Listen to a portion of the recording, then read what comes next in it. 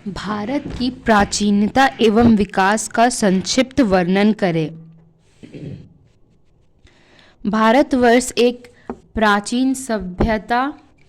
हिंदुस्तान में आर्यों के आने के बहुत पहले इस देश में असभ्य और जंगली जाति के लोग रहा करते थे, जो भारतवर्ष के मूल निवासी थे।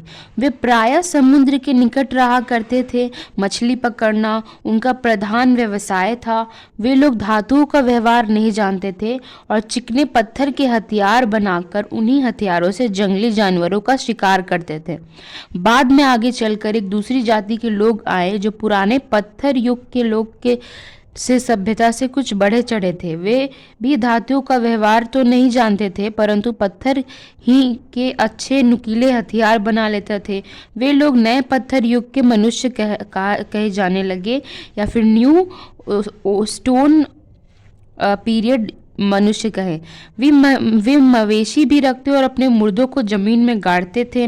इस जाति के वंशज आज भी संथाल, कोल, मुंडा इत्यादि नामों से मध्य भारत के जंगलों और पहाड़ों में पाए जाते हैं।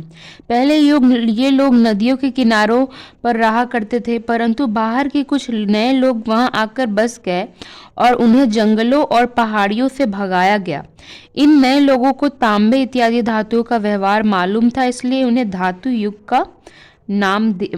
का मानव कहते हैं।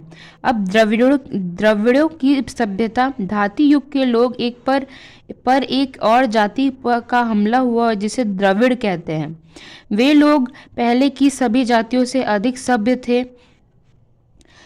यहाँ द्रविड़ की बात हो रही है। द्रविड़ लोग पहले की सभी जातियों से अधिक सभ्य थे और पत्थर और धातुओं से अनेक तरह की सुंदर चीजें तैयार कर लेते थे। वे बड़े मकान, मंदिर और किले बनाते और समुद्र के जरिए व्यापार भी करते थे। इन लोगों के वंशज तमिल में कहलाए, जो दक्षिण भारत पाए जाते हैं, जिनकी भाषा तमिल, तेलुगु, कन्नड़ और मलयालम है, जो दक्षिण में बोली जाती है। आर्यों का आगमन।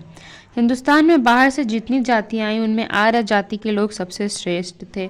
वे लोग लंबे, गोरे और देखने में अधिक सुंदर थे। यह ठीक ठाक पता नहीं चलता कि आर्य जाति पहले कब और कहां से आई, परंतु कुछ विद्वानों ने अनुमान है कि यह लोग भारतवर्ष से आने के पहले मध्य एशिया में रहते थे। वहां पर इनकी आबादी बढ़ जाने से वे नए जगहों की खोज में चले गए। मध्य एशिया से चलने पर उनके दो दल हो गए। एक दल पश्चिम की ओर गया, जो यूरोप में जाकर बसा, और दूसरा दल पूरब की ओर गया, जो आर्यों का जो दल पूरब की ओर चला, उसमें कुछ लोग फारस में बस गए और कुछ उत्तर पश्चिम की घाटियों से होकर पंजाब में चले गए। हिंदुस्तान में आने वाले आर्यों ने यहाँ रहने वाले से भीषण लड़ाई की और उन्हें जीतकर पहले पहल पंजाब में अपनी बस्ती कायम की और धीरे धीरे वह समस्त हिंदुस्तान में बसी। वे अन-आर्य कहलाए। आर्यों की संख्या अधिक थी और उनकी सभ्यता भी ऊंचे दर्जे की थी, इसलिए आर्यों की सभ्यता पर अन्यार्थ सभ्यता का कोई प्रभाव नहीं पड़ा, बल्कि समस्त भारतवर्ष धीरे धीरे आर्य सभ्यता फैल गई। अन आर्यों ने भी आर्य सभ्यता को अपनाया। भारतवर्ष में ब्राह्मण, क्षत्रिय, वैश्य जाति के लोग आर्यों के ही वंशज हैं।